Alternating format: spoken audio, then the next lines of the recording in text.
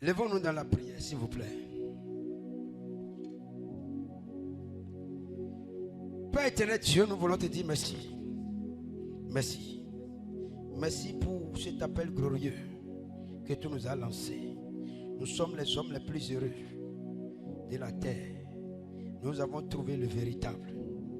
Éternel Dieu, ne permets à ce que quoi que ce soit dans ce monde nous ravisse le prix de la course. Il y a un risque. Seigneur, donne-nous, comme nous allons continuer, que les paroles de ce chant continuent de retentir dans nos cœurs, afin que nous ne soyons pas ignorants, que nous ne soyons pas entraînés par tout vent de doctrine pour nous égarer. Nous ne pouvons pas connaître ce Christ glorieux, cet évangile merveilleux, et nous perdre. Il y a un risque. Mon Dieu, mon roi, nous avons un devoir de défendre la foi de nos pères. Nous avons un devoir de défendre l'évangile vrai.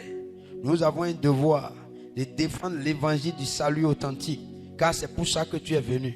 Jésus, nous te demandons pardon pour tout le temps passé dans la plaisanterie, dans la distraction. Maintenant, nous sommes devant toi. Nous avons compris que nous sommes dans la distraction. Révolutionne-nous. Révolutionne-nous. Donne-nous de calculer le risque afin de prendre désormais la meilleure décision. Merci Père de nous avoir exaucés. Au nom de Jésus, nous avons prié. Amen. Que Dieu vous bénisse. Alors nous allons dans Matthieu au chapitre 16. Matthieu au chapitre 16. Ici, nous voyons un homme avec Jésus. Cet homme, il s'appelle Pierre. Voyons, nous allons commencer à partir du verset 13. Jésus étant arrivé dans le territoire de Césarée de Philippe, demandait à ses disciples: qui dit-on que je suis, moi, le Fils de l'homme? Mon frère, si tu ne connais pas qui est Jésus, il y a un risque pour toi. Tu cours un danger. Tu n'es pas différent des païens. Si tu ne connais pas, c'est-à-dire, tu peux prier. Tu peux faire 40 jours de jeûne et prière. Regarde, les satanistes aussi font 40 jours de jeûne et prière.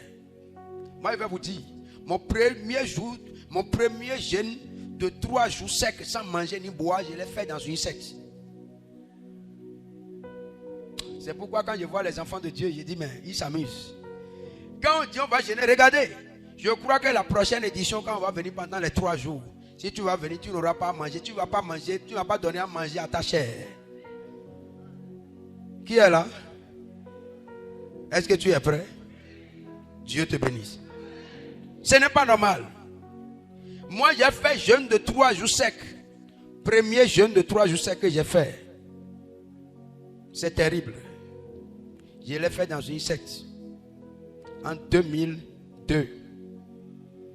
Quand je suis sorti de là, je suis devenu bouleversé, troublé. Dieu avait un plan sur moi. Dieu a un plan sur toi. Donc tu peux, les satanistes jeûnent. Ils font des jours de jeûne prière. Donc ça ne veut rien dire. C'est la connaissance de Dieu. C'est la connaissance de Jésus-Christ. Si tu ne le connais pas, tu cours un risque. Si tu ne le connais pas, tu vas faire des faux calculs. Et tu vas te perdre. Le problème de l'église aujourd'hui. Parce que nous avons vu le tableau. Dans le premier message, nous avons vu où sont les signes dont nous ont parlé nos pères. Mais maintenant nous devons voir quel est le problème. Parce que pour résoudre un problème, il faut voir les causes qui sont à l'origine. Beaucoup parlent de Jésus, Jésus, Jésus. Mais tu dois te dire, est-ce que je le connais? Est-ce que je le connais vraiment? Il y a un homme qui connaissait Jésus. Oui. Et nous l'avons vu tout à l'heure. Ce qu'il a dit dans Philippiens 3. Il dit, Paul dit qu'il a renoncé à tout à cause de quoi? À cause d'une seule chose. L'excellence de la connaissance de Christ. Voyons. Philippiens chapitre 3. Il y a un risque quand on ne le connaît pas. et on prétend le servir, vous ne pouvez pas bien servir quelqu'un que vous ne connaissez pas. Philippiens 3, le verset 7, il dit: mais ces choses étaient pour moi des gains. Et je les ai regardées comme une perte. Ces choses qui étaient pour moi des gains, je les ai regardées comme une perte à cause de Christ. C'est Christ pose la question à Pierre, il dit: mais pour vous, qui dit-on que je suis? Cette question est une question fondamentale. Et chacun de nous doit pouvoir répondre véritablement. Si tu ne réponds pas à cette question, tu cours un danger, tu cours un risque. Comme le chant nous a dit tout à l'heure. Parce que tu seras livré à tout vent de doctrine. Tu vas vivre, tu vas crier Christ, mais le dernier jour, il va dire: je n'étais jamais connu. Et il dit, verset 8, et même je regarde toutes choses comme une perte, à cause de l'excellence de la connaissance de Jésus-Christ, mon Seigneur, pour lequel, il dit à cause de quoi? À cause de l'excellence de la connaissance. À cause de quoi? De l'excellence de la connaissance de Jésus-Christ. À cause de quoi? L'excellence de la connaissance de Jésus-Christ. Mon frère, la connaissance de Jésus-Christ est la chose fondamentale. Retournons dans Matthieu au chapitre 16. C'est tellement fondamental que Jésus va poser une question à ses disciples. Il dit, dans le verset 13, il dit: qui dit-on que je suis, moi, le Fils de l'homme? Verset 14. Il répondit: les uns disent que tu es Jean-Baptiste, les autres Élie, les autres Jérémie ou l'un des prophètes. Ils ont dit ce que les gens pensent, ce que les gens disent que Jésus est. Jésus revient maintenant, va poser, il y a une seconde phase de la question. Il dit: et vous, leur dit-il maintenant, qui dites-vous que je suis? La question revient vers toi.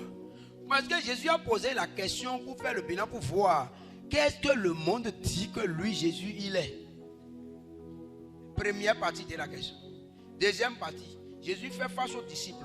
Comme tu es là et tu dis que tu es un disciple de Jésus, je ne sais pas encore si tu es disciple, c'est toi qui le dis. C'est toi qui le dis. En évoluant, tu sauras si tu l'es ou pas. Alors, parce que le Seigneur dit quoi? Dans Luc 6, 40, il dit quoi? Tout disciple accompli sera comme son maître. Il n'a pas dit que tout disciple accompli va faire autre chose. Il sera comme Jésus. Jésus est venu pour une chose. Jésus il est resté concentré sur une chose. Tant que les gens, malgré tout ce que les gens ont fait pour voir le distraire, Jésus est resté concentré. Et nous allons voir la chose. Maintenant, si toi tu dis que tu es disciple de Jésus et tu n'es pas concentré sur ce sur quoi Jésus est concentré, ce pourquoi Jésus est venu, peux-tu dire à la fin que tu es disciple de Jésus? On verra. Mais Jésus posait la question à ceux qui se disaient disciples. Vous voyez? Suivez-moi bien. Suivez quelque chose. J'ai dit bien. Toi tu te dis que tu es disciple. Comme les gens ici disent qu'ils sont disciples de Jésus. Mais dans la suite, nous allons voir. Jésus il a posé la question. Ils ont dit qu'ils sont disciples de Jésus. Et il dit: et vous, leur dit-il, qui dites-vous que je suis? Simon Pierre répondit: tu es le Christ, le Fils du Dieu vivant. Jésus reprenant la parole lui dit: tu es heureux. C'est terrible. Simon, fils de Jonas, car ce ne sont pas la chair et le sang qui t'ont révélé cela, mais c'est mon Père qui est dans les cieux. Et dis-moi, je te dis que tu es Pierre et que je sais Pierre, je bâtirai mon église. Écoutez, quand quelqu'un, Jésus dit ça là à quelqu'un là, il peut dire que bon, c'est fini. Lui là, il est le plus grand spirituel, celui qui a la grande révélation, il est déjà arrivé au ciel. Ou bien, c'est ce que, regardez ce que Jésus dit de Pierre. Ça c'est un bon témoignage. Mais, est-ce a dit que c'est fini? Pierre n'a rien compris. Pierre a reçu juste une révélation éclair. Pierre a juste reçu une révélation éclair. Pierre n'a pas encore la connaissance de la vérité. Le fait de recevoir une révélation éclair ne veut rien dire. Ce n'est pas le fondement. Il reste la connaissance de la vérité. Et dit,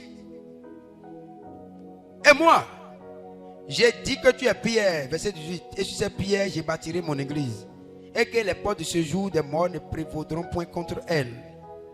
Je te donnerai les clés du royaume des cieux. Ce que tu lieras sur la terre sera lié dans les cieux, ce que tu délieras sur la terre sera délié dans les cieux. Alors, il recommanda aux disciples de ne dire à personne qu'il était le Christ. Verset 21. Dès lors, Jésus commença à faire connaître à ses disciples qu'il fallait qu'il allât à Jérusalem, qu'il souffrit beaucoup de la part des anciens, des principaux sacrificateurs et des scribes, qu'il fut mis à mort et qu'il ressuscita le troisième jour. Ah, ça, regardez, hein, Pierre le spirituel, le prétendu spirituel, qui a répondu tout à l'heure, qui a reçu la grande révélation. Jésus va lui annoncer, Jésus est allé loin maintenant pour annoncer ce pourquoi il est là. Quelle est sa mission? Ah, Pierre ne sera pas d'accord. Pierre se prétend être plus spirituel, comme beaucoup nous faisons aujourd'hui. Nous pensons être plus spirituel, plus sage, plus intelligent que Jésus, pour abandonner l'évangile vrai. J'ai entendu quelqu'un un jour dire que, vous savez, nous devons faire très attention. Très attention. Quand nous prêchons l'évangile, nous devons faire très attention. J'ai entendu un homme de Dieu que je respecte beaucoup. Donc j'ai écouté le témoignage au début de mon salut qui m'a bouleversé. Je l'ai écouté un jour prêcher. Il a la foi. Mes frères, pour que le diable vous éloigne de la vérité, c'est très facile. Le tout ne suffit pas de bien commencer, mais il faut bien finir. Je déclare que je finirai bien. Je prie que tu finisses bien. Si tu as commencé à dévier, que Dieu te ramène pendant ces 3 jours. Au nom de Jésus-Christ.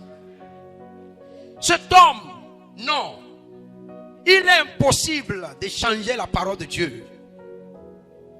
C'est une parole inviolable, irréfragable, irrévocable. La parole de Dieu. Il va dire que lui, que c'est Paul qui a dit là-bas. Hey, vous savez, la dissolution et le mensonge de Satan, ce qui se passe aujourd'hui. Lorsque les écrits de Paul, cette génération est une génération de Chanel, des serviteurs de Chanel, que Dieu nous délivre. Parce que la chair ne peut pas aimer les choses de l'esprit. Et Jésus dit, ces paroles que vous écoutez sont esprit et vie. La lettre tue, mais c'est l'esprit qui vivifie. Alors, cet homme de Dieu va dire, ce n'est pas que c'est Paul qui a dit là-bas, Christ en nous l'espérance de la gloire. Mais que lui dit Christ en nous l'assurance de la gloire. Et il a défini, vous savez ce qu'il veut dire dedans? C'est terrible. Faisons très attention. Christ en nous c'est l'espérance de la gloire, je le répète. Parce que c'est une gloire. Les gens pensent que quand l'apôtre dit Christ en nous l'espérance de la gloire, que c'est ce que la gloire, ce que Christ appelle gloire, ce n'est pas ce que le monde appelle gloire que Christ appelle gloire. Non. Il faut savoir ce que Christ appelle gloire. Parce que la gloire, c'est lorsque ce corps corruptible va revêtir l'incorruptibilité. C'est là que nous serons dans la gloire. Ce n'est pas la gloire dont Paul parle, ce n'est pas la gloire, ce qu'on appelle gloire dans ce monde. Non. Pierre était dans la même logique que celui-là. Il ne comprend rien. Regardez ce que Pierre dit ici. Parce que Pierre ne peut pas comprendre. Regardez l'attitude de Pierre. Dans le verset 22, il dit, l'ayant pris à part, se mit à le reprendre. Bon, attendez. Vous voyez ça? Vous voyez l'outrecuidance d'un disciple aveuglé. Aveuglé par sa chair. Aveuglé par la convoitise des yeux de la chair. Par l'orgueil de la vie. C'est ça le mystère de l'iniquité. Le mystère de l'iniquité, c'est la trilogie du péché. La trilogie du péché, c'est la convoitise des yeux, la convoitise de la chair et l'orgueil de la vie. Tant que ces choses, ces trois fondations ne sont pas renversées dans ta vie, tu es un homme perdu. Tu peux prier, tu peux prêcher l'évangile, tu peux faire tout. Tu es un homme perdu. Ça là était encore dans la vie de Pierre. La convoitise, l'orgueil de la vie était encore dans la vie de Pierre. Et vous allez voir la suite, vous connaissez l'histoire, comment il se comportait. Donc, Pierre ne peut pas regarder le raisonnement de Pierre. Pierre pouvait dire, mais attends. Mais Jésus, qu'est-ce que ta mort peut nous apporter de meilleur que ce que nous vivons maintenant pendant que tu es vivant? Parce que comme tu es vivant la dernière fois, tu nous as amenés dans le désert là-bas. Tu as prêché. Quand les gens ont eu faim, on a sorti 5 pains et 2 poissons. Tu as multiplié les pains. Tout le monde a mangé. Jésus, qu'est-ce que ta mort peut nous apporter plus que ça? La dernière fois, quand on était sur l'eau et la tempête a commencé, dès que tu es venu comme ça, là, tu as marché sur l'eau, tu es venu. Tu es rentré dans la barque en même temps. Ça s'est calmé. Qu'est-ce qu'on peut vivre de meilleur plus que ça? Ta mort peut nous apporter. D'ailleurs, quand je marchais, quand tu es venu marcher sur l'eau, tu m'as dit de venir. Et quand je suis sorti, moi j'ai marché sur l'eau. Mais après, c'est vrai que ma foi a vacillé. Et tu m'as attrapé. Et je suis rentré. Qu'est-ce que je peux vivre? Qu'est-ce que ta mort peut m'apporter plus que ça? Pierre est aveuglé. Pierre ne comprend rien. Pierre n'a pas compris quelque chose. Jésus était avec Pierre. Mais Pierre n'a pas compris qu'il y a quelque chose de meilleur que le fait que Jésus soit avec lui. Regardons quelque chose de meilleur. Dans Jean au chapitre 15. Je vais dans Jean. Je pourrais aller vite. Je vais dans Jean au chapitre 14. Et nous allons voir quelque chose. Jean chapitre 14. Je lis le verset 15 à 17. Si vous m'aimez, gardez mes commandements. Et moi, je prierai le Père et il vous donnera un autre consolateur afin qu'il demeure éternellement avec vous. Vous voyez? Jésus était avec Pierre. Il dit, regardez maintenant, vous allez voir, vous ne voyez pas la chose meilleure que Pierre n'a pas eue et qu'il ne voit pas. Verset 17. L'esprit de vérité que le monde ne peut recevoir parce qu'il ne le voit point. En fait, le monde ne peut recevoir l'esprit de vérité parce que le monde ne voit pas. Il dit, mais vous le connaissez, car il demeure avec vous. Et comment?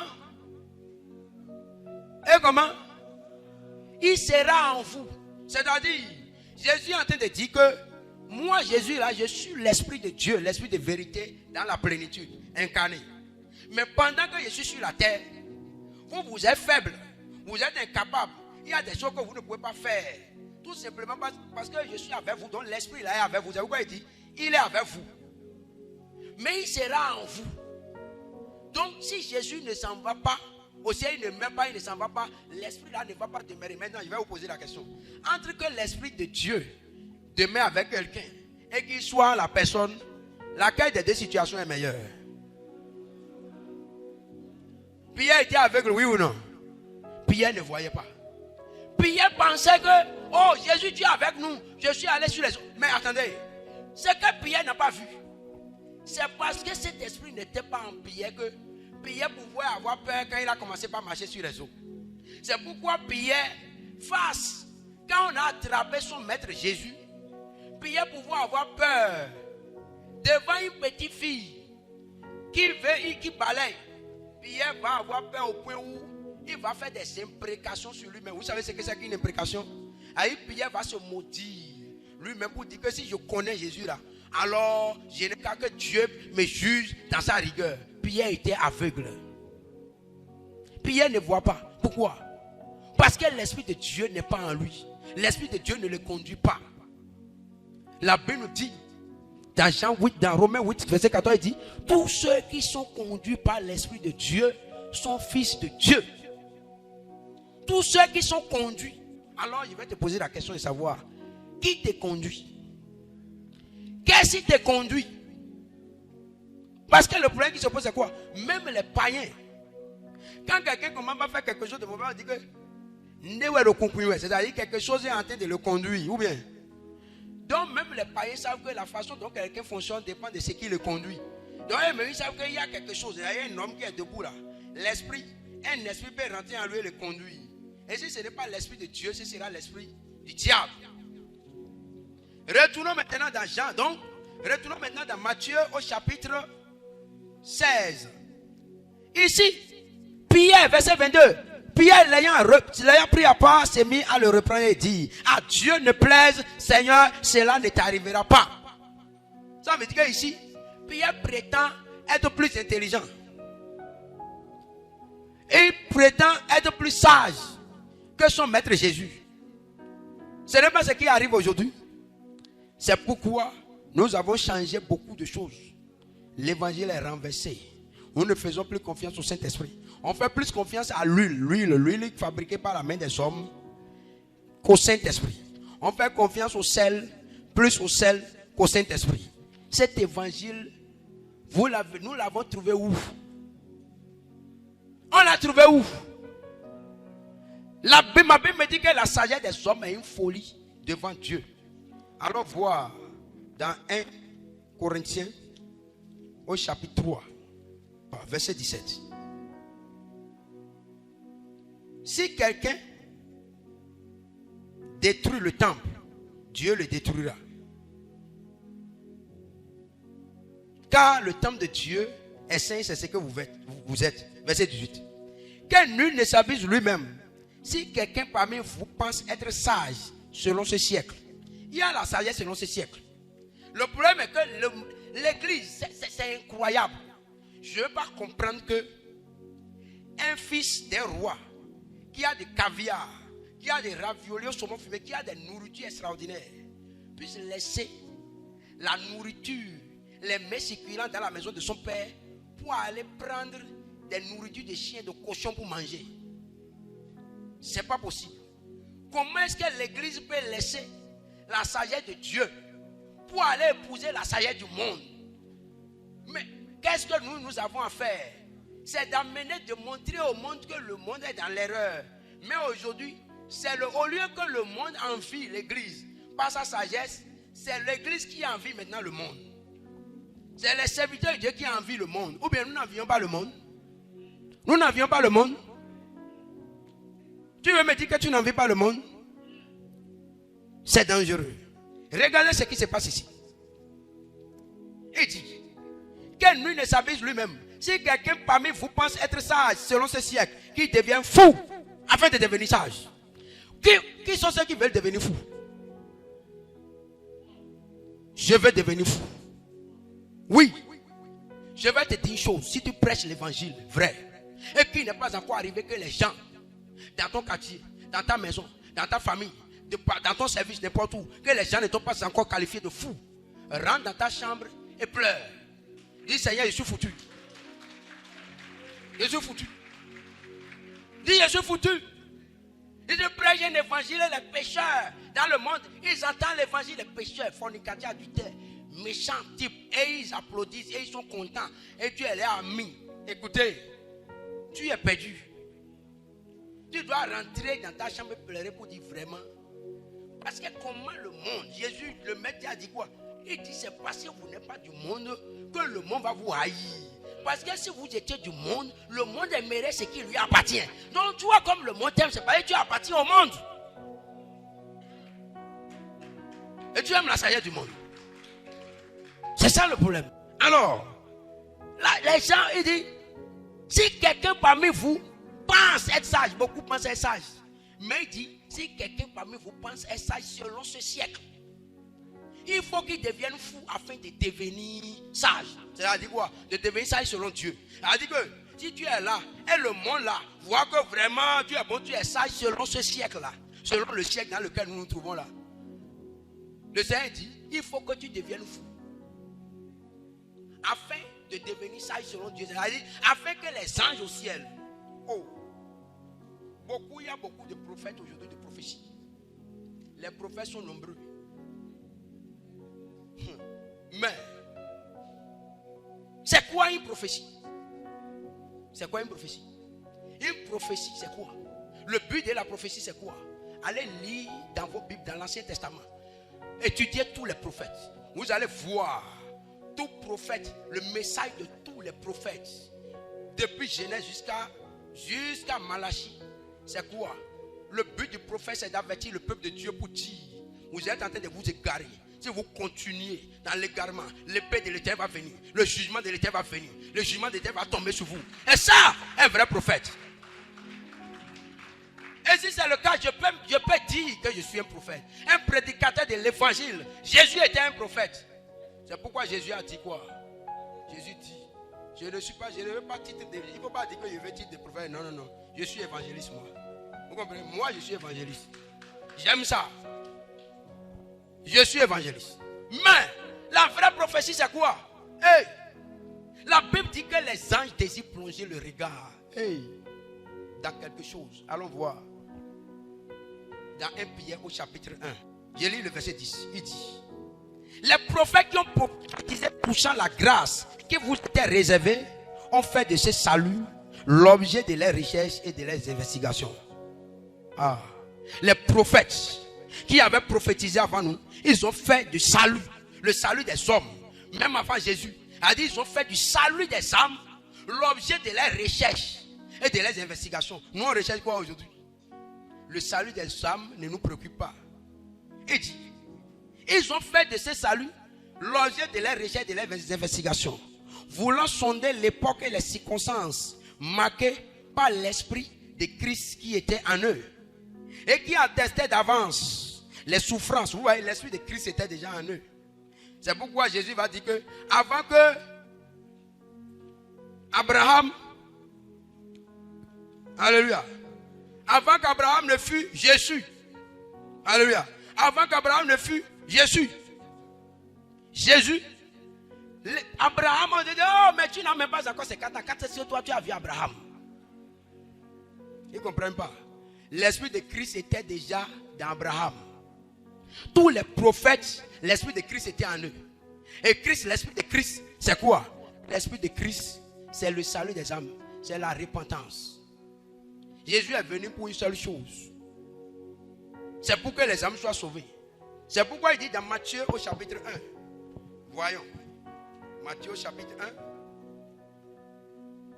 1. Le verset 21. Il dit: elle enfantera un fils et tu lui donneras le nom de Jésus. C'est lui qui sauvera son peuple de ses péchés.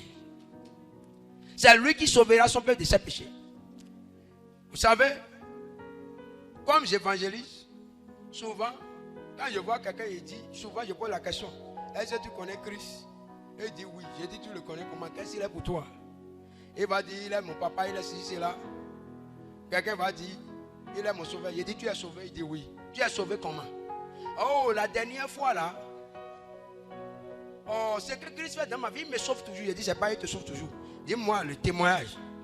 Il dit: la dernière fois, oh, j'allais quelque part et le chemin m'a conduit là et tu peux s'en faire, tu vas tomber sur le camion. Il a dit: Jésus. Et je me suis retrouvé. Je me suis retrouvé sur le trottoir. Il dit: Jésus m'a sauvé. Il dit: c'est pas de ce salut on parle. Quand ça allait arriver là, la fornication dans ta vie est déjà détruite. Le mensonge est détruit déjà. L'adultère est détruit. Tu as déjà vaincu le péché. Il dit: il sauvera son peuple de ses péchés. C'est le salut du péché. C'est pour ça que Jésus est venu. Maintenant, les prophètes ont fait de ce salut-là l'objet de leurs recherches, de leurs investigations. Je suis dans 1 Pierre au chapitre 1. J'ai lu le verset 12. Il dit: il a fut révélé que ce n'était pas pour eux-mêmes, mais pour vous, qu'ils étaient les dispensateurs de ces choses que vous ont annoncé maintenant, ceux qui vous ont prêché l'évangile par le Saint-Esprit envoyé du ciel et dans lesquels les anges désirent plonger les regards.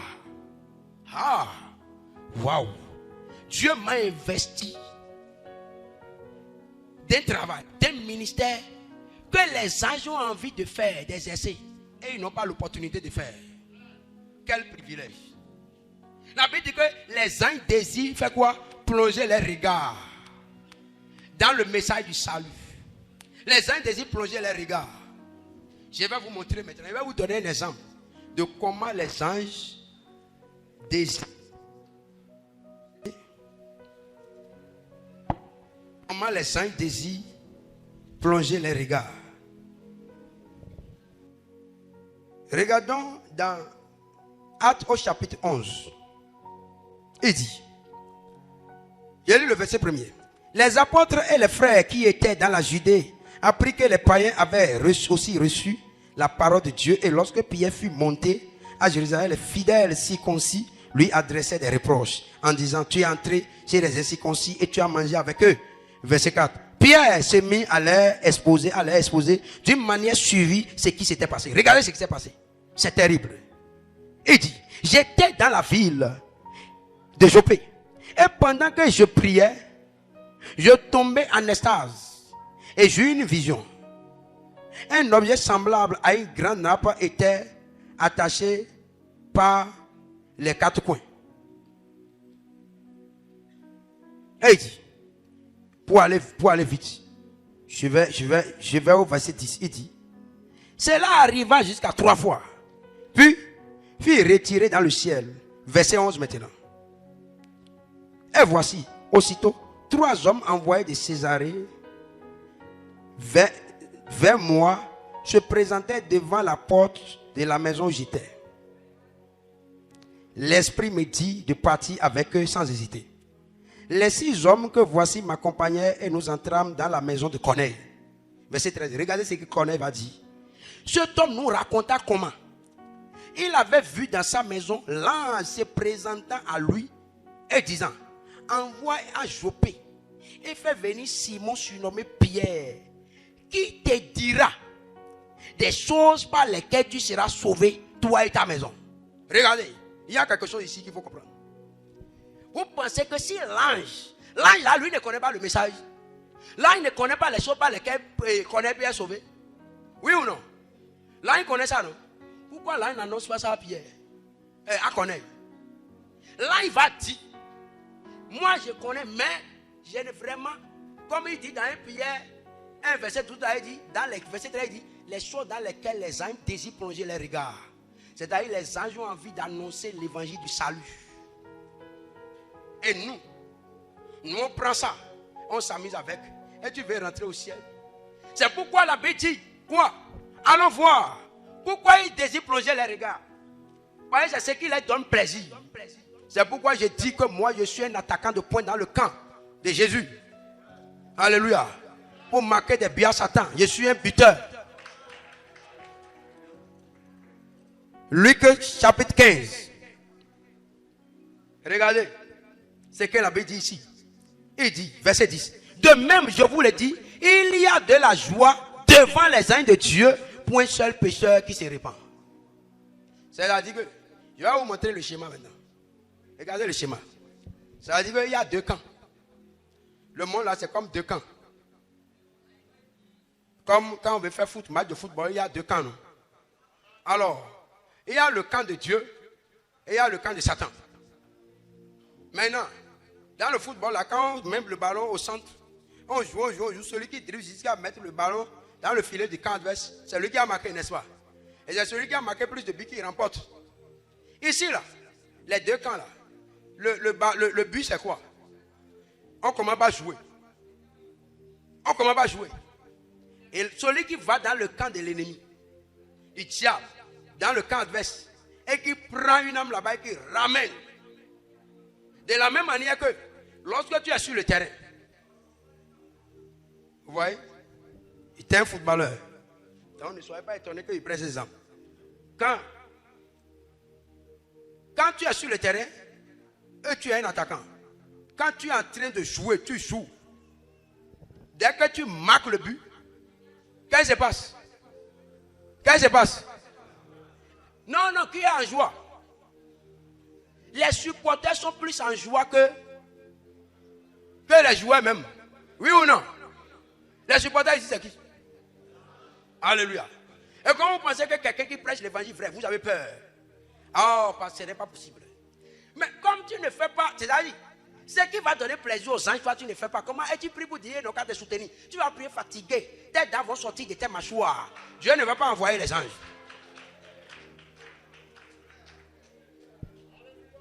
C'est clair. Regardez, allez prendre Messi par exemple, ou Ronaldo. Et maintenant, quand il est là, osez, commettez l'erreur. Quand Messi passe, et quand ses supporters sont là, toi commets l'erreur pour aller l'agresser, pour voir ce qui va se passer. Ça, c'est possible, ça se passe facilement comme ça. Les supporters, je sais de quoi je parle. Les supporters du meilleur buteur d'une équipe sont prêts à mourir pour la vie de leur meilleur buteur. Oui ou non? Alors, où sont les meilleurs? Dieu veut soulever les meilleurs buteurs dans son camp ici. Ceux qui iront dans le camp de Satan avec l'évangile vrai, le paix de l'esprit, qui vont taillader le péché et qui vont prendre les armes des mains de Satan et ramener dans le camp de Dieu. De la même manière, quand Messi marque le but là-bas, les supporters disent yeah! Je peux imaginer, quand je suis en train de prêcher le message de l'évangile vrai, je peux imaginer les anges là, comme en train de dire ouais, but, il est en train de jouer, oui, bien joué, soutiens-le, Seigneur, soutiens-le, donne-lui la force encore. Comme les supporters le font. Oui, c'est comme ça les supporters le font pour un match de foot. Quand il est en train de jouer, les supporters, vous voyez le problème. Les supporters sont comme les anges, ils désirent plonger les regards. Alors, les supporters, ils sont en dehors du terrain. Ils désirent tellement. S'ils peuvent être sur le terrain, ça fait que même sur les chaises là, ils commencent à faire les mouvements.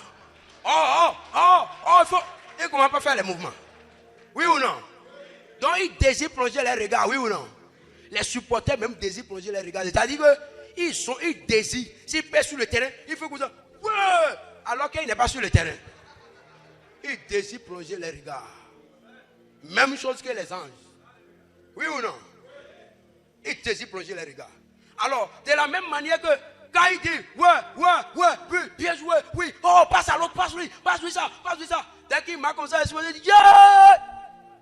Même chose, la Bible dit quoi? Il y a de la joie devant les anges de Dieu lorsqu'un seul pécheur se répand. Tapez sur ça.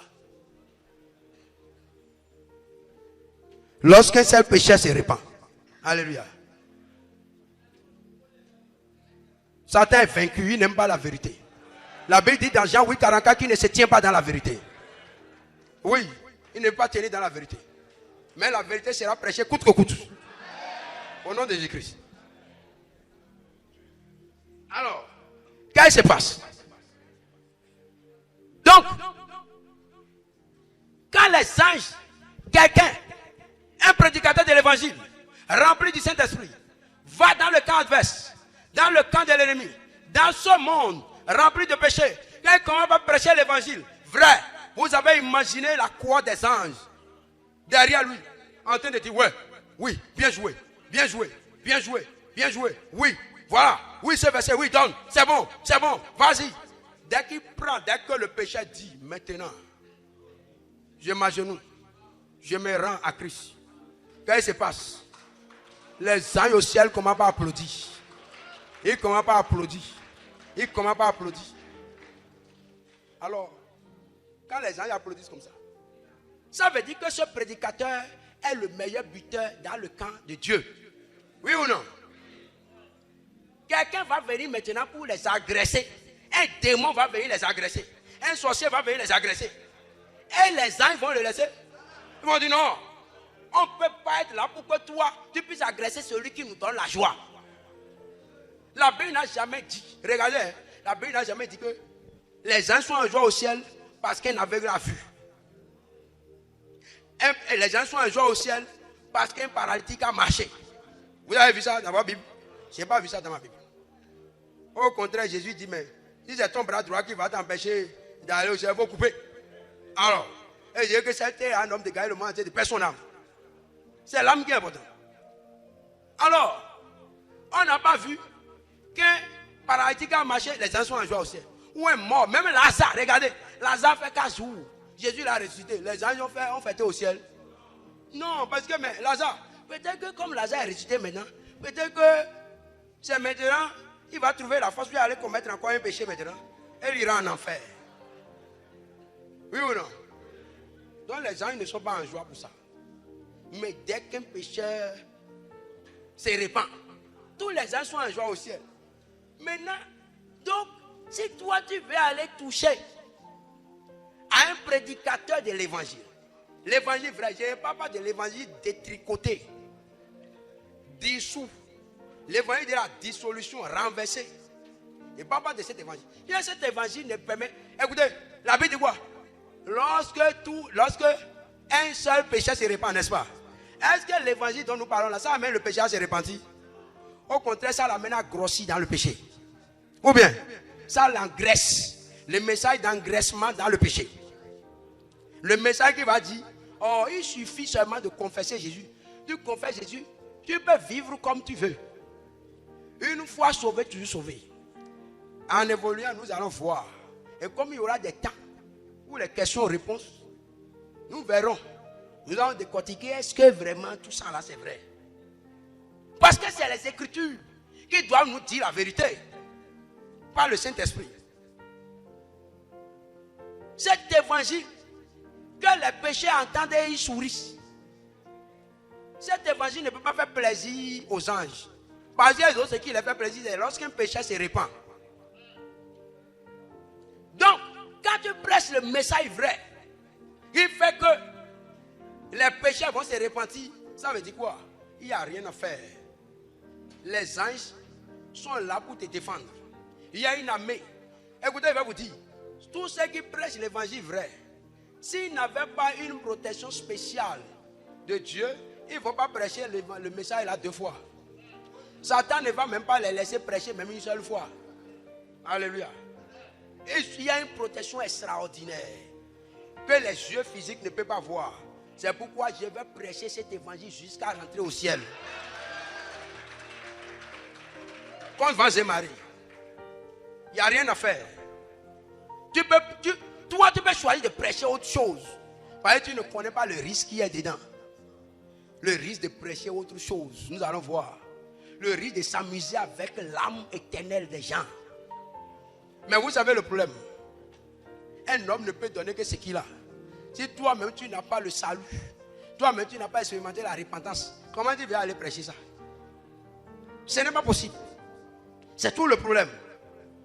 Comment 2 aveugles peuvent se conduire? Jésus a déjà dit non. Les 2 vont tomber dans un trou. Le trou de l'enfer. Il dit de même, je vous le dis, il y a de la joie devant les anges de Dieu pour un seul péché qui se répand. Donc c'est la chose fondamentale. Et regardez maintenant. C'est-à-dire que c'est un travail que les anges ont envie. C'est-à-dire que les anges font partie de l'armée de Dieu ou bien. Comme les supporters dans un pays, il y a beaucoup de supporters, même des supporters qui aiment le football de certains jours. Mais tous n'ont pas été recrutés, sélectionnés par l'entraîneur pour faire partie de l'équipe, n'est-ce pas? Mais eux, ils sont là, quand ils voient jouer, ils disent oui, ils sont contents. Les anges n'ont pas l'opportunité d'aller prêcher l'évangile. Et nous avons cette opportunité. On s'amuse avec. Comment alors, aux yeux des anges, nous pouvons être qualifiés de sages? C'est possible? Est-ce que nous pouvons être qualifiés de sages? Non. Voyons dans Proverbe chapitre 11, verset 30. Proverbe 11, verset 30. Il dit, le fruit du juste est un arbre de vie. Et le sage fait quoi? Le sage fait quoi? Le sage s'empare des âmes. Hey. Le sage. Ce qui préoccupe le sage, c'est les âmes. C'est les âmes et non sa propre gloire. C'est les âmes et non son propre plaisir. C'est les âmes et non ses propres richesses. C'est les âmes. Le sage. C'est pourquoi quelqu'un qui prêche ça aujourd'hui là, il y a un courant de pasteurs ou d'évangélistes ou d'évangiles où on dit, si tu continues de prêcher ça là, tu vas mourir pauvre. Vrai ou faux? Il croit sage. C'est la sagesse de ce monde qui dit ça. Mais la Bible dit que le sage lui s'empare des âmes. C'est pourquoi il va dire, comme on l'a vu dans 1 Corinthiens chapitre 3. Retournons dans 1 Corinthiens chapitre 3. Le sage. Le sage selon qui? Le sage selon les anges. Le sage selon Dieu. Et vous savez que les anges ne disent pas autre chose que ce que Dieu dit, n'est-ce pas? Oui ou non? Les anges ne disent pas autre chose. Les anges ne pensent pas autre chose. Les anges sont au service de Dieu. Ils obéissent à Dieu. Ils font la volonté de Dieu. C'est les hommes qui sont têtus et méchants. 1 Corinthiens chapitre 3. Le verset 18 dit que nous ne s'abuse lui-même. Regardez, nous nous abusons nous-mêmes. On pense qu'on est sage, on est intelligent. Il dit, si quelqu'un parmi vous pense être sage, selon ces siècles qui deviennent fous afin de devenir sage. Verset 19. Car la sagesse de ce monde est une folie devant Dieu. Aussi a-t-il écrit. Il prend les sages dans les ruses. Et encore, le Seigneur connaît les pensées des sages et il sait qu'elles sont vaines. Il sait que toutes les pensées qui vont en dehors du salut des âmes, tout objectif qui te fixe, toute poursuite en dehors du salut des âmes, toute poursuite en dehors du ciel, c'est de la vanité. C'est pourquoi Pierre était dans cette folie. Pierre était dans la folie de la sagesse des hommes. Et il a le courage de dire à Jésus, nous sommes en train d'aller voir pourquoi est-ce que les hommes sont dans ça là. Nous allons voir maintenant le secret. Il y a un secret là-bas. Jésus, lui, ne parle pas en l'air. Jésus ne parle pas en l'air. Tout ce que la Bible dit, c'est quoi? C'est quoi je disais à certains frères la dernière fois, il dit, vous voulez lire la Bible, il ne faut pas aller sur piocher un verset en l'air pour lire. La Bible est un document bien cohérent et intégré. C'est comme tu viens par exemple quelque part maintenant et tu vois, on dit en effet. Quand tu vois en effet, il ne faut pas commencer, il ne faut pas continuer par lire. Retourne plus haut parce qu'en effet, c'est pour pouvoir expliquer une pensée qu'on avait développée plus haut. Donc tu ne veux pas comprendre la suite lorsque tu vas voir, mais qu'est-ce qu'il a dit jusque-là et maintenant il veut expliquer pour dire en effet. Ou bien il dit mais ça introduit une pensée contradictoire. Ou bien une exception. Soit c'est une contradiction ou bien une exception. Il faut retourner en arrière. Mais on commence, on va prendre un verset là-bas. Regardez, c'est comme les gens disent, par exemple, nous ne sommes plus sous la loi. Mais nous sommes sous la grâce. Mais, ils lisent la Bible comment? Ils vont prendre une partie seulement. Pour dire que non. Regardez ce que le Seigneur dit par rapport à ceux qui sont sous la grâce. Regardez ce que moi, ma Bible me dit. Dans Galates chapitre 5. Galates chapitre 5. Qu'est-ce que ma Bible me dit? Est-ce que vous êtes là? Ouvrez vos Bibles. Vous êtes là? Est-ce que vous êtes là? Verset 18. Il dit, si vous êtes conduit par l'esprit, vous n'êtes point sous la loi. Est-ce que vous comprenez? Maintenant, ils lisent les autres versets, ils lisent d'autres versets, ils ne vont pas lire ça là. Moi, ma Bible me dit que ceux qui ne sont pas sous la loi, c'est ceux qui sont conduits par l'Esprit de Dieu. Oui ou non? Est-ce que quelqu'un peut être conduit par l'Esprit de Dieu pour aller escroquer les gens? Quelqu'un peut être conduit par l'Esprit de Dieu pour aller arnaquer? Quelqu'un peut être conduit par l'Esprit de Dieu pour commettre l'adultère, fornication et la femme de ministère? C'est-à-dire que lui là, il est un pasteur. Il est un serviteur de Dieu, prophète, apôtre, docteur ou n'importe quoi, évangéliste. Maintenant, il a sa femme, il est marié. Et maintenant, comme Dieu lui a donné ministère, Dieu lui a donné encore femme du ministère.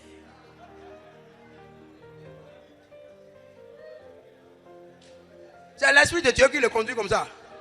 C'est l'Esprit de Dieu. Et il dit qu'il n'est plus sous la loi. Ma Bible me dit que ceux qui sont conduits par l'Esprit de Dieu, c'est eux qui ne sont pas sous la loi. Vous savez pourquoi? Je vais vous expliquer le pourquoi. Parce que la loi dit ne fais pas ci, ne fais pas ça. Mais la loi ne te donne pas la force de ne pas faire ci, de ne pas faire ça. Mais l'Esprit, lui, il te donne le pouvoir de ne pas faire ci et de faire ça. L'Esprit te donne la force. C'est pourquoi le Saint-Esprit va nous dire au travers de Paul, dans Romains 8, que l'Esprit de Dieu, ça veut dire que la loi, la conduite par l'Esprit de Dieu, c'est une loi. C'est une loi qui est au-dessus de la loi de Moïse, qui dit ne fais pas ci, ne fais pas ça, mais ne te donne pas la force. Au contraire, ça crée en toi la convoitise et le désir d'aller faire ce qu'elle a dit de ne pas faire. Mais la loi de l'esprit de vie en Jésus-Christ. Vous voyez, il va dire dans Romains au chapitre 8. Regardez. Est-ce que vous êtes là? Romains 8, verset 2. Il dit, en effet, donc il a expliqué quelque chose en haut là-bas. La loi de l'esprit de vie en Jésus-Christ m'a affranchi de la loi du péché et de la mort. Vous voyez, la loi du péché et de la mort dit que si tu commets un péché là, tu vas mourir. Si tu veux vivre là, il faut respecter toute la loi, mais ça ne te donne pas la force. Et Paul dit maintenant, la loi de l'esprit de vie en Jésus-Christ m'a affranchi de la loi du péché et de la mort. C'est-à-dire quoi? La loi qui amène à être conduit. Regardez, quand avant là, on avait téléphone. Les téléphones où on va en cabine là, on met l'argent, cri, cri, cri, cri, ou bien. Ça là, si quelqu'un arrivait vraiment à voir ça chez lui là, c'était le luxe. Ou bien. Maintenant, quand le téléphone sans fil arrivé là, est-ce que quelqu'un garde ça encore comme luxe? Donc comment quelqu'un peut avoir quelque chose de meilleur et laisser pour aller prendre médiocre? C'est possible? Alors, donc la loi du péché et de la mort, c'est une loi. C'est comme la loi de l'intensité de pesanteur et la loi de l'aérodynamique. Oui. La loi de l'intensité de pesanteur est une loi inférieure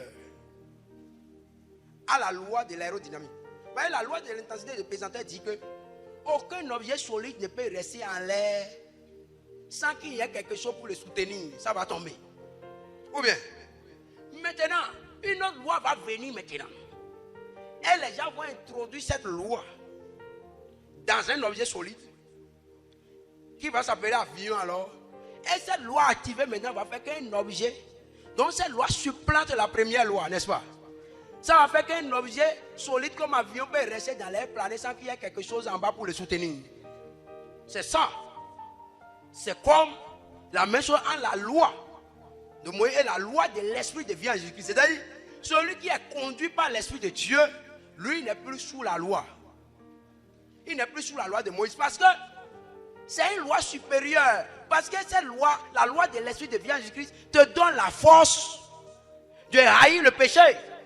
On dit la crainte de l'éternel, c'est la haine du mal. Or, l'autre loi te fait connaître seulement que le péché est mauvais, mais ça te donne le désir du péché. Ça te permet de savoir que c'est mauvais, mais ça te donne le désir. Mais la loi de l'esprit de vie en Jésus-Christ te donne la haine du péché. Alors, comment je vais prendre une loi? C'est-à-dire, il y a une loi qui me montre qu'il y a de l'acide à l'intérieur de ce chocolat-là. Mais cette loi, malgré cette loi-là, et je sais que l'acide tue. Mais la loi-là me donne, malgré cette loi, ça me donne le désir. J'ai envie de prendre le chocolat-là pour manger. Et ça va me tuer. Maintenant, il y a une autre loi qui vient. Et qui, quand bien même, non seulement il me fait savoir qu'il y a de l'acide à l'intérieur du chocolat. Et ça va tuer. Mais il me donne la force de haïr à mort le chocolat. Je prends quelle loi? Donc c'est la loi supérieure. Et cette loi, c'est l'Esprit de Dieu qui peut le faire. C'est pourquoi Jésus pouvait dire à Pierre, il est avantageux pour vous, oui, que je m'en aille. Mais Pierre va dire, à Dieu ne plaise. Cela ne t'arrivera. Pierre, tu n'as rien vu. Tu n'as rien compris. Tu crois être sage. Selon ce monde, Pierre, c'est mieux pour toi de devenir fou. Afin de devenir sage. Parce que dans la logique humaine, ce n'est pas compréhensible pour Pierre. Alors, regardez maintenant. Pourquoi tout ça? Voyons quelque chose. Jésus nous dit quelque chose toujours pour un but. Retournons dans Matthieu chapitre 16. Pour voir. Quand Pierre a repris Jésus pour dire, regardez, il a le courage même de dire à Dieu ne plaise. C'est-à-dire que, comme tout à l'heure, Jésus a dit à Pierre, ce ne sont ni la chair ni le sang qui t'ont révélé ça, mais c'est mon Père qui est dans les cieux. Pierre dit qu'il est déjà arrivé, Dieu me parle, Dieu me parle, Dieu parle au travers de moi. Dieu, il y a les inspirations divines. Donc maintenant là, je suis sûr que Jésus là, il est en train de devenir un peu fou là. C'est comme, ça ne va plus chez lui. C'est pourquoi il est en train de dire qu'il va mourir. Comment un homme peut dire qu'il va aller mourir alors que tu es puissant sur la terre? Tu fais de grandes choses, tu marches sur les eaux, tu guéris les malades. Et maintenant tu dis que tu veux mourir. À Dieu ne plaise. C'est là qu'il est arrivé. Il pense que c'est Dieu qui est en train de lui parler. Mais regardez ce que Jésus dit. Verset 23. Jésus, se retournant, dit à Pierre, arrière de moi, Satan. tu mets en scandale. Car tes pensées ne sont pas les pensées de Dieu, mais celles des hommes. Le problème se trouve là. Le véritable péché, c'est ça. On parle de péché. On ne comprend pas ce que c'est que le péché. Nous verrons ça dans la suite du message. C'est quoi le péché? Jésus a qualifié Pierre ici de Satan. Pourquoi? Il a justifié, il dit car. Quand on dit car, c'est pour justifier l'argument, la pensée qu'on a émise. Car, c'est pour justifier. Car, c'est pour expliquer. Il dit car tes pensées, pourquoi? Jésus est en train de dire Pierre, tu es devenu Satan. Tout simplement parce que tu as laissé les pensées de Dieu pour prendre les pensées des hommes. Et les pensées des hommes, vous savez pourquoi? Parce que comme on a vu dans le premier message, vous savez, la Bible dit que chacun est esclave de ce qui a triomphé de lui. L'homme dans le jardin est devenu esclave du diable. Donc toutes ces pensées sont contrôlées par le diable. Donc les pensées des hommes sont désormais contrôlées et corrompues par le diable. C'est pourquoi Jésus dit tes pensées ne sont pas de Dieu, mais celles des hommes. Vous voyez maintenant le verset 24. Il dit alors, Jésus dit à ses disciples, si quelqu'un veut venir après moi, vous voyez, il y a des gens qui disent ils sont disciples de Jésus, mais on se demande si c'est Jésus ils suivent. C'est qui est suivi? Jésus est allé où? Jésus est allé où? Il est allé où? Celui qui le suit ira où? Si c'est quelqu'un ne le suit pas, il ira où? C'est clair. Maintenant Jésus dit, si quelqu'un me suit, donc pour aller aussi, il faut suivre Jésus. Il dit, si quelqu'un me suit, tu peux prêcher au nom de Jésus, sans suivre Jésus. D'ailleurs, quoi Jésus va dire, dans Luc 6, 46, il dit quoi? Pourquoi m'appelez-vous Seigneur, Seigneur, et ne faites-vous pas ce que j'ai dit? Ça veut dire que beaucoup vont dire, Seigneur, Seigneur, ils prêchent Jésus, mais ils ne vont pas faire ce que Jésus dit. Donc ils ne suivent pas Jésus. Mais Jésus va dire, parce que ici là, Jésus dit, il faut que moi je meure et que je ressuscite le troisième jour. Pierre dit non, à Dieu ne plaise. Ça veut dire que Pierre dit le contraire de ce que Jésus dit, ou bien Jésus dit, vous aurez des tribulations dans le monde, mais prenez courage, j'ai vaincu le monde. Mais nous on dit non, tribulation zéro. Ou bien zéro. Alors, donc on dit le contraire comme Pierre, on dit le contraire de ce que Jésus dit. Verset 24, Jésus dit à ses disciples, si quelqu'un veut venir après moi, qu'il renonce à lui-même, qu'il se charge de sa croix et qu'il me suive. Bon, il y a un risque. Jésus est en train de dire ça parce qu'il y a un risque. Le risque vient. Le risque c'est quoi? On va voir, il dit, verset 25 maintenant. Jésus a dit dans le verset 24 que si quelqu'un veut venir après lui, qu'il fasse quoi? Qu'il fasse quoi? Qu'il renonce à lui-même, sans moi. Et il a dit car. Donc Jésus est en train d'expliquer le pourquoi. La raison pour laquelle tu dois renoncer à toi-même. Si tu veux le suivre. Il dit car celui qui voudra sauver sa vie la perdra. Hein? Celui qui voudra faire quoi? Hein? Et celui qui la perdra à cause de moi fera quoi? Hein? Bon. Ok. Qui sont ceux qui ont donné la vie à Jésus ici? Vous êtes sûr, non? Faites attention à votre réponse. Hein? C'est le vrai don de sa vie à Dieu. Dieu est prêt à t'utiliser. Mais vous savez, Dieu n'est pas un voleur comme Satan. Vous savez, un voleur peut utiliser ce qu'on ne lui a pas donné. Mais un gentleman n'utilise jamais, un homme honnête n'utilise jamais ce qu'on ne lui a pas donné. Oui. Dieu t'attend, Dieu m'attend. Il dit Dieu t'attend, Dieu m'attend. Il va changer l'histoire du monde. Je ne dis pas du Bénin, du monde. Un seul enfant de Dieu est suffisamment puissant pour changer le sort de l'humanité tout entière. Pour changer l'histoire de l'humanité tout entière. Alors pourquoi nous allons accepter de vivre dans la médiocrité? Je refuse. Je refuse. Je ne veux pas accepter ça. Pourquoi eux? Pourquoi eux ils ont fait ces choses par le passé? Et pourquoi pas moi? Pourquoi pas toi? Pourquoi pas toi? Non. Dieu est prêt. C'est l'église qui n'est pas prête. C'est les enfants de Dieu, c'est les serviteurs de Dieu qui ne sont pas prêts. Ces gens ont donné la vie. Alors, Jésus savait que personne ne peut le suivre véritablement et faire accomplir la mission pour laquelle il a appelé tant qu'il ne donne, tant qu'il ne laisse pas perdre sa vie. C'est pourquoi il dit dans le verset, il dit, quand il a dit, si quelqu'un veut me suivre, qu'il fasse quoi? Vous savez pourquoi? Vous savez le problème, pourquoi est-ce que nous avons des difficultés à donner entièrement notre vie à Jésus-Christ? Hein? Vous savez pourquoi? Hein? À cause de notre moi vit encore. Vous voyez? Notre moi, le problème de l'homme, depuis le jardin d'Éden, c'est son moi.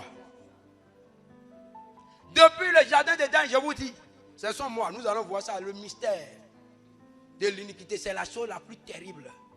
Oh, quand Dieu va nous montrer ça, on va développer ça, tu vas voir que le plus grand démon, le plus terrible, le plus dangereux dans ta vie, c'est toi-même, c'est ton moi, c'est ta volonté. Et on laisse ces démons et on ne commence pas à chasser les autres démons. C'est-à-dire, le plus grand démon est en toi et tu ne le chasses pas, tu ne le détruis pas, tu ne le lis pas, mais tu vas chasser les petits démons qui sont au dehors. Ça marche?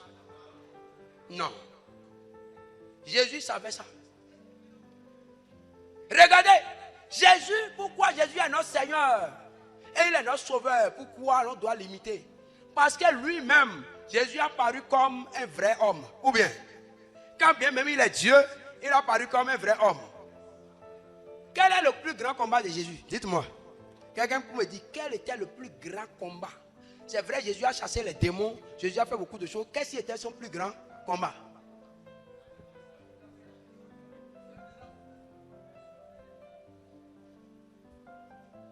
Quel était son plus grand combat? Alléluia. Oui. Oui. Écoutez, Jésus a prié. Il a fait 40 jours dans le désert. On n'a pas vu qu'il a prié jusqu'à ce que la sueur qui sortait de son corps était comme des grumeaux de sang, ou bien. Et pourtant, il a fait 40 jours de jeûne et prière. Il a passé toute une nuit pour prier, pour choisir les 12 apôtres. On n'a pas vu Jésus prier jusqu'à ce que la sueur sorte comme grumeaux de sang. Mais lorsque la volonté de Jésus sera confrontée, sera corps à corps face à la volonté de Dieu, le plus grand combat de l'histoire aura lieu. Oui, Jésus va prier. Parce que le combat, c'est le plus terrible des combats. Jésus était face au plus grand démon. Il avait chassé les autres démons.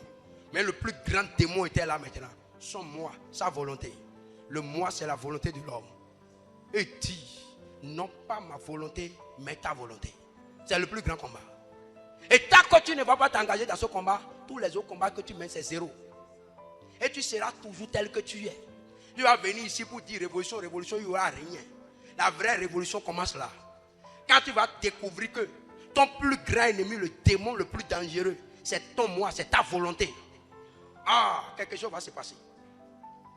Là, tu seras enragé. Je prie que Dieu t'ouvre les yeux pour voir ce que je vois. Pour comprendre ce que je comprends par rapport au moi. Et tu seras enragé. Vous priez contre ce moi. Et le moi sera brisé. Alors, le risque c'est quoi? Quel est le risque ici? Il dit, celui qui voudra sauver sa vie la perdra. N'est-ce pas? Il dit, car celui qui voudra sauver sa vie la perdra. Mais celui qui la perdra à cause de moi la trouvera. Verset 26. Et que servirait-il à un homme? Vous voyez, souvent on lit Matthieu 16, verset 26, mais on ne lit pas depuis le haut pour voir pourquoi Jésus dit ça. Parce que Jésus était en train de parler par rapport à la question. Il a dit d'abord, si quelqu'un veut venir après lui, qu'il renonce à lui-même. Pourquoi? Il dit, parce que celui qui voudra sauver sa vie la perdra. Et celui qui la perdra à cause de lui la retrouvera. Et il dit maintenant, et que servirait-il? La question fatidique. Ça veut dire quoi? Celui qui va refuser de perdre sa vie pour Jésus, c'est donner sa vie. Ben ça veut dire quoi? Il a dit en haut, celui qui veut venir après moi, qui renonce à lui-même. Renoncer à soi-même, c'est quoi? Renoncer à soi-même, c'est de dire maintenant Seigneur, non pas ma volonté, mais ta volonté. Ça veut dire quoi? J'ai compris que mon plus grand ennemi, c'est ma volonté qui veut me détruire. Seigneur, pour cette raison, j'enterre ma volonté. Je laisse ma volonté. Je détruis ma volonté. Et je te demande maintenant de m'imposer ta volonté. Car c'est ça seul qui peut me faire du bien. Ta volonté sera en train de crier pour dire non, fais-moi du plaisir. Fais-moi du plaisir. Tu dis, tu te tais. Toi, tu es mon plus grand ennemi. Tu te tais. Pierre était dans sa volonté à lui. Pierre poursuivait sa chair. Pierre poursuivait ses intérêts. C'est pourquoi Pierre va dire à Dieu, vous avez vu maintenant, non? Vous avez vu la suite, non? Parce que Pierre a dit là-bas, oh, à Dieu ne plaît, cela ne t'arrivera. C'est pourquoi Jésus, après avoir dit, arrière de moi, Satan, quand tu mets en scandale, tes pensées ne sont pas celles de Dieu, mais celles des hommes. C'est à la suite de ça, dans le verset 24, maintenant, il dit que celui-ci, quelqu'un veut venir après lui, qui renonce à lui-même. Vous dites quoi? C'est parce que Pierre n'a pas renoncé à lui-même qu'il ne voit pas les trésors célestes. Qui ne voit pas la gloire qui est dans la mort et la résurrection de Jésus-Christ. Pierre est tellement accroché aux choses de la terre. Les broutilles qu'il voit. Pourquoi il est accroché à ça? Tout simplement parce que son moi est encore vivant. Est encore à sa possession. Il ne l'a pas encore enterré. Il ne l'a pas encore tué. Il n'a pas encore renoncé à son moi. Il ne l'a pas encore abandonné. Il n'a pas donné sa vie à Jésus. Il dit qu'il a donné. Et il a donné de suivre Jésus. Mais il n'a pas encore donné. Alors tu es là. Cet après-midi. As-tu déjà donné? As-tu déjà donné? Alors, es-tu prêt? C'est là la question. Sinon, il y a un risque. Car que sait-il à un homme de gagner le monde entier et de perdre son âme? Ton moi sera honoré, glorifié sur la terre. Les gens vont dire, oh, c'est un prédicateur de ceci, cela. Et maintenant, ton âme va se perdre. À quoi cela sert? Il y a un risque. Le plus grand danger, le plus grand problème de l'humanité tout entière et des enfants de Dieu en particulier, c'est le moi. C'est pourquoi, quand le moi sera brisé, alors tu pourras te lever. Oh, nous pouvons voir les femmes dans l'église. Nous allons voir dans la suite le rôle puissant des femmes. Le diable a trompé les femmes pour les faire croire qu'on les méprise. C'est parce que Dieu sait que la femme était tellement puissante que Dieu va établir, Dieu est juste, Dieu va dire que c'est l'homme qui sera le chef. Alléluia. Les femmes ne savent pas leur rôle. Le diable a distrait tout à cause du moi. Dans la suite, tout à l'heure, nous allons voir des hommes qui ont livré leur vie totalement pour une seule cause, la cause céleste. C'est quoi il dit? Vous savez, le problème. Quel est le problème? Quel est le véritable problème de ce qui se passe aujourd'hui? Pourquoi les hommes ont peur? Nous le verrons. Le temps est court. Oh, mais le temps, j'ai déjà fini mon. C'est parti là. Alléluia. Alors, tu vas te lever. Nous allons prier. Le plus grand danger, c'est de refuser de donner. C'est-à-dire de renoncer au moi, le moi, ton moi. Mon frère, est-ce que tu peux déjà imaginer tout ce que tu as perdu? Ce moi c'est la chose la plus dangereuse. Dieu t'a créé pour un but. Mais toi, tu choisis tes propres buts. C'est une folie. Quelqu'un a acheté la moto pour que la moto puisse la déplacer. Mais il met le carburant dans la moto. Il démarre, la moto démarre. Il met la vitesse. La moto refuse de partir. Et la moto crie sur place. Et la moto finit et dit, mets-moi encore du carburant dedans. Je viens vers toi cet après-midi. Je vois le risque. J'ai dit que j'ai donné ma vie. Mais je ne veux pas donner ma vie et continuer de contester les choses avec toi. De discuter les choses avec toi. Seigneur, pitié de moi. Crie à Dieu cet après-midi. Regarde, rentre en toi-même. La Bible dit que cet enfant prodigue étant rentré en lui-même. Pour que la vraie repentance ne te dit pas, oh, Jésus a sauvé, non. Il y a plusieurs niveaux de repentance. Il y a plusieurs niveaux de salut. Nous allons voir dans la suite de ce programme les 3 niveaux de salut. Le salut initial, le salut continuel et le salut final. Oui, et chaque niveau de salut nécessite une repentance. Tu vas dire, Seigneur, cet après-midi, quand je regarde dans ma vie, je me rends compte que vraiment, si tel est le cas, si tel est ce que ça signifie donner, et que moi je continue de contester, je continue de prier pour que moi, ma volonté s'accomplisse. Je ne peux pas prier pour dire, Seigneur, détruis ma volonté. Impose-moi ta volonté. Je ne peux pas prier pour dire, Seigneur, détruis ma volonté. Ne permets jamais à ce que ma volonté s'accomplisse. Combien d'enfants de Dieu aujourd'hui prient comme ça? Pour dire, Seigneur, détruis ma volonté. Ne permets pas à ce que ma volonté s'accomplisse. Mais impose-moi ta volonté. Combien prient comme ça aujourd'hui? Tu vas dire, Seigneur, je me répands de ce que j'aime ma volonté plus que ta volonté. Je me répands de ce que je n'ai pas donné complètement. J'ai donné en partie. Mais toi, tu veux le don complet. Seigneur, mon Dieu, mon roi, viens à mon secours. Viens briser le moi. Viens briser la puissance de moi. Le moi qui veut me détruire. Le moi qui veut me conduire en enfer. Le moi qui veut me faire perdre. Il dit, que servirait-il à un homme de gagner le monde entier de perdre son âme? Il dit, celui qui voudra conserver sa vie la perdra. Seigneur, j'ai trop conservé ma vie. Il dit, celui qui conservera sa vie la perdra. Tu as trop conservé sa vie, tu vas la perdre. La vie que tu es en train de conserver, tu vas la perdre. Parce que tu conserves la vie. C'est pourquoi tu ne peux pas prendre des engagements. Tu ne peux pas prendre des risques pour Dieu. Celui qui ne conserve pas sa vie va prendre des risques pour Dieu. Si tu ne prends pas des risques pour Dieu, tu dois savoir que tu conserves ta vie et tu la perdras. Tu as dit, Seigneur, aie pitié de moi. J'ai trop conservé ma vie. Et je vois qu'il y a un risque que je cours. Le risque de perdre mon âme. Il dit, celui qui voudra sauver sa vie la perdra. Oh Seigneur, aie pitié de moi. Délivre-moi, Seigneur, de ces démons. Délivre-moi de cette puissance qui veut m'amener qui m'amène toujours à chercher à sauver ma vie. Qui m'amène toujours à chercher à conserver ma vie, à préserver ma vie au lieu de la perdre pour toi. Seigneur, aie pitié de moi. Seigneur, délivre-moi. Délivre-moi de moi. Le moi est le démon le plus dangereux. Tu as dit, Seigneur, délivre-moi de ce démon vilain. Ce vilain démon, Seigneur, délivre-moi de ses mains. Délivre-moi des mains de ce démon qui est le moi. Le moi doit mourir. Je renonce au moi. Je dépose le moi sur l'autel. Seigneur, prends-moi. Seigneur, utilise-moi. Seigneur, prends-moi. Seigneur, utilise-moi. Seigneur, je me donne entièrement à toi. Cet après-midi, je te fais don de ma vie. Je ne veux plus faire de calculs. Sors-moi des liens, les liens des faux calculs. Les liens des faux calculs. Délivre-moi des liens des faux calculs. Prie.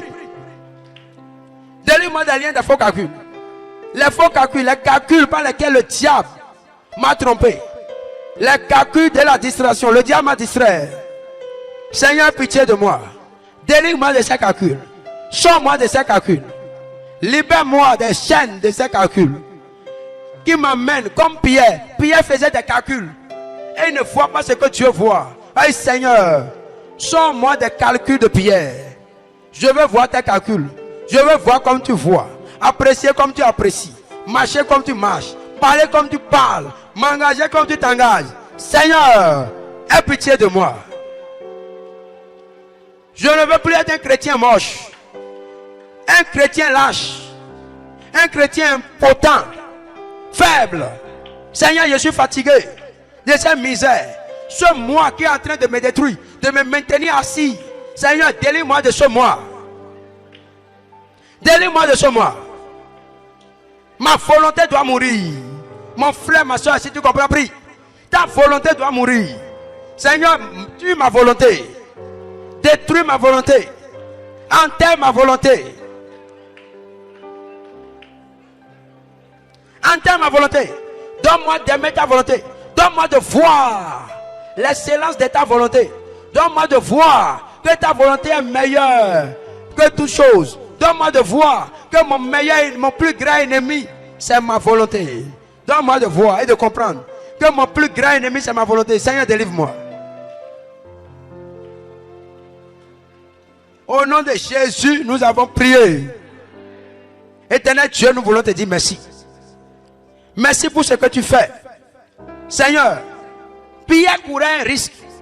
C'est pourquoi tu lui as dit. Si quelqu'un veut venir après lui, après toi, qu'il renonce à lui-même. Car celui qui voudra sauver sa vie la perdra. Pierre parlait parce qu'il voulait sauver sa vie. Il ne veut pas prendre de risques pour Christ. Seigneur, Je prie que tu fasses de ce peuple un peu prêt à prendre des risques pour toi. Seigneur, n'importe qui ici avait peur de prendre des risques pour toi. Je prie que tu chasses la puissance de la peur. Le moi, c'est le plus grand esprit de peur. C'est le moi. Car un cadavre n'a plus peur. Un cadavre n'a pas peur du feu. Un cadavre n'a pas peur de l'épée. Un cadavre n'a pas peur de persécution. Seigneur, ce moi doit mourir. Il doit devenir un véritable cadavre. Nous devons l'enterrer. Seigneur, enterre-le.